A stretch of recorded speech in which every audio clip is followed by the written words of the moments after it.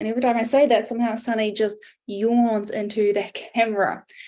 But I guess that's his way to say that this is our time to pause, to be present. So let's pause to be present. And today, right now, all I planned was a quick meditation session just to really help you to relax and recharge. So I literally just finished teaching my last 6 weeks course at Princeton University on mindfulness and resilience. And I just thought, instead of waiting till 4 p.m. this afternoon, I'm just going to go live now. And if you feel like doing a little bit of meditation, then this is your time.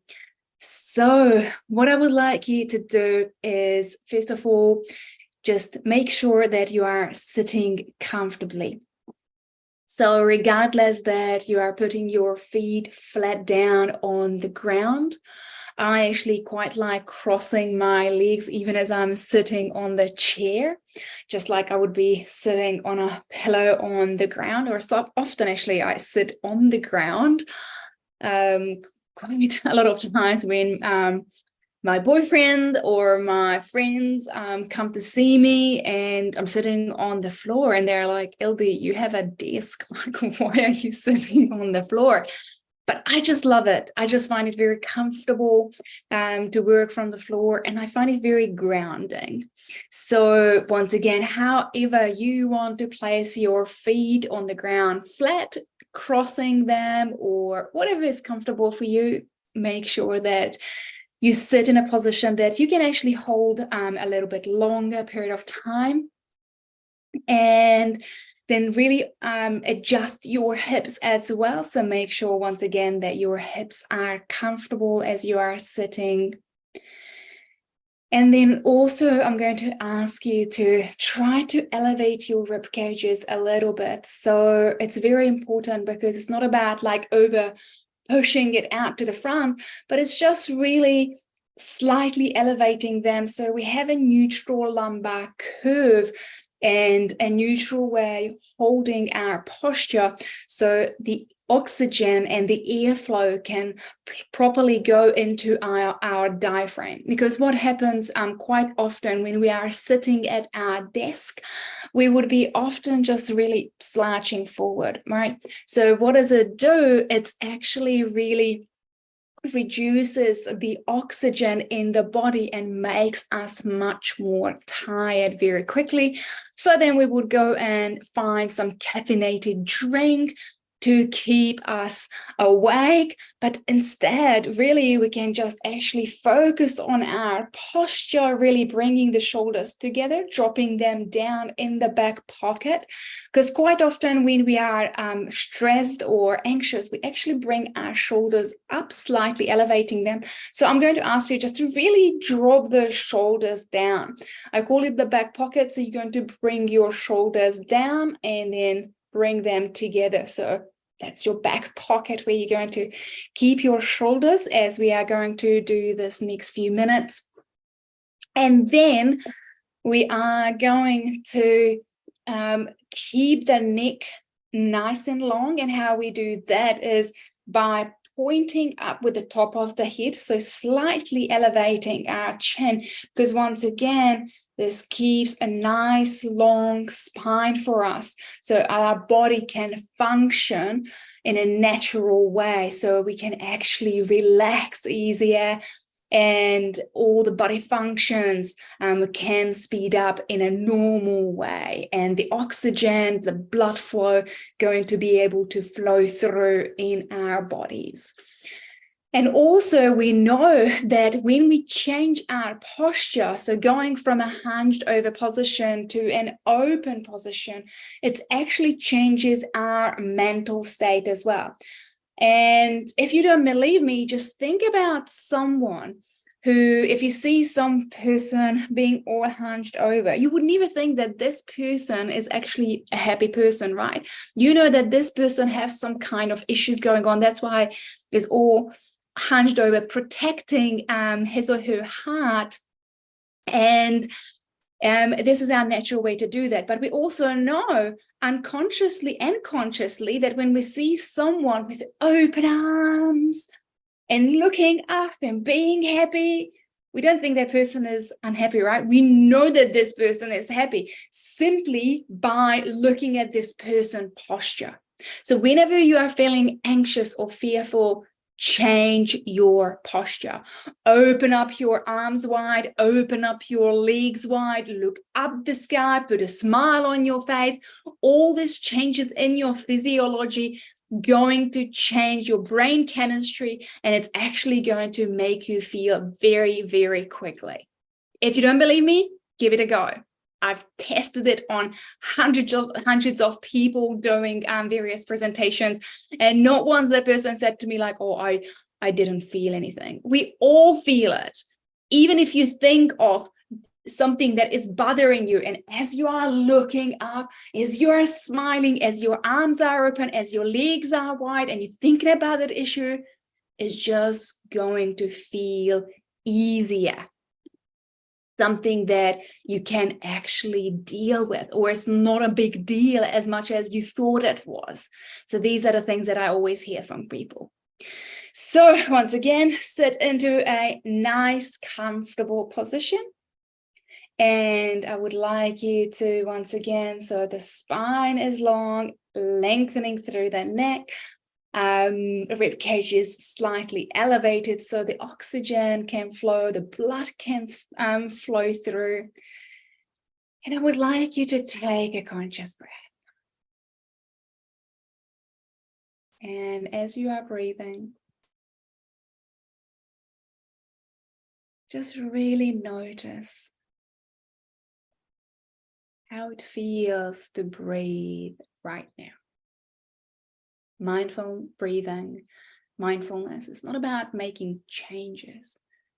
It's simply accepting as it is what it is at this moment. So if your body is breathing in a shallow way, quite fast, it's okay. Don't judge it. With unconditional love, just allow it to breathe and observe it however your body is breathing right at this moment.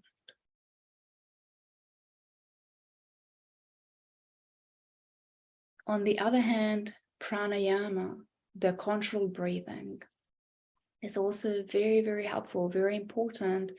But controlled breathing is not mindful breathing. Right now, we are learning and practicing simply observing our breath. Because even if you are breathing in a shallow way, breathing fast, by observing it, you're going to notice that your breath changes. It's not going to stay the same. So just keep observing it. And this is also exactly why when it comes to mindfulness, as you are being anxious, as you are being angry, as you are being frustrated, mindfulness doesn't say to stop any of these feelings. Rather, it gives you the opportunity to observe your reality. And by observing your anger on your physical body, observing your frustration, observing your fear, you're going to notice that it changes. Because the only thing in life that doesn't stay the same is what? Is change itself. That is the only permanent thing in life. So keep breathing mindfully, focusing on the breathing in and out. Taking each breath as a conscious breath.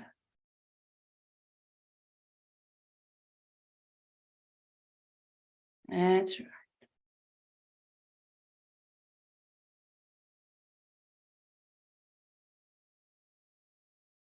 Keep doing it as a conscious breath in and out. And really observe how long is your inhalation and how long is your exhalation is for, without changing it. Just observe, count, like actually count How many seconds does it take you to inhale? And how many seconds does it take you to exhale? You don't have to slow it down. You don't have to do anything. Just observe however you are breathing right now. Our breath is always a wonderful indicator, a wonderful tool to help us to understand our mental state. And through our breathing, we can always make changes. We always have the power to control our lives. Because when you change, when you start observing your breathing, and if we start practicing pranayama as well, we're going to notice that we are building an ability to really control our anxiety, our fears, simply by controlling our breath. This is not just an airy-fairy idea. This is science. Don't believe me? Give it a go, practice it, and tell me. So even now, as you are letting go every breath, what is becoming clear to you? Can you notice that something is changing, something is releasing with each exhalation?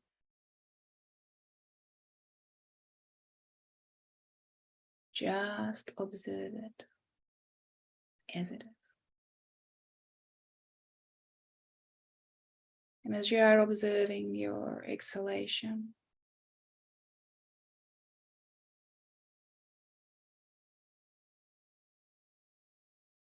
observe the inhalation, and maybe you can imagine that you are inhaling some happiness, some fulfillment, some positivity. And maybe you can imagine that you are exhaling any anger, frustration, disappointment, anything that doesn't serve you, doesn't work for you. Just let it go now.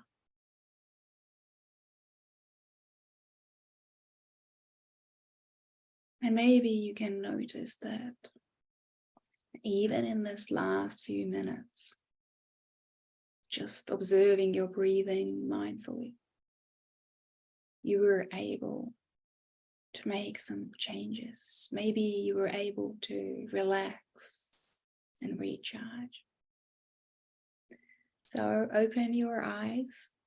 And to finish off with, I'm going to invite you to do something very simple, okay? And I believe it's called smiling, okay? So all you need to do, as I said, it's not very difficult. You just need to move the corners of your lips towards your eyes. So it's going to look like this, okay? And you can fake it, totally fine. Because the truth is, it doesn't matter if you're faking the smile or making it real, it's going to release the same chemicals and hormones and make us good feel anyway. So if you want to fake it, fake it. I don't care. All I care about that you practice this thing called smiling, okay? And if you smile, I also promise you, you're probably going to find people smiling back at you. So it's not actually a bad technique to make new friends in life. So once again, to finish off with is keep that smile on your face and think about one thing that you are grateful for yourself, because we often forget about ourselves, especially women. So what is that one thing that you are grateful for? You can even put this in the comment. What is that you are grateful for? And I am today grateful for my Princeton University class. And I'm very excited because the next class is going to start in September.